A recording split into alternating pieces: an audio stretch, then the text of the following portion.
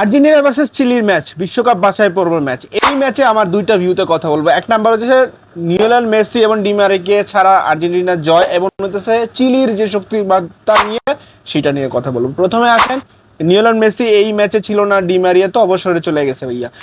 এই যে দুজন না থাকার কারণে আর্জেন্টিনা জিতে গেছে, এটা আর্জেন্টিনার একটা অন্য লেভেল একটা কনফিডেন্স ক্রিয়েট করছে তাদের ভিতরে। তারা বিশ্বাস করতে চাচ্ছে যে আমরা আসলে একটা টিম ওয়াইজ খেললে আমরা আর্জেন্টিনাদের চ্যাম্পিয়ন টিম, ওয়ার্ল্ডের চ্যাম্পিয়ন একটা দল, তারা আবারও প্রমাণ করার চেষ্টা করতেছে যে আমরা আসলে অনেক ভালো টিম, আমাদের ভিতরে অনেক ক্যাপাবল প্লেয়াররা আছে যারা আসলে ম্যাচকে ঘুরিয়ে দিতে পারে।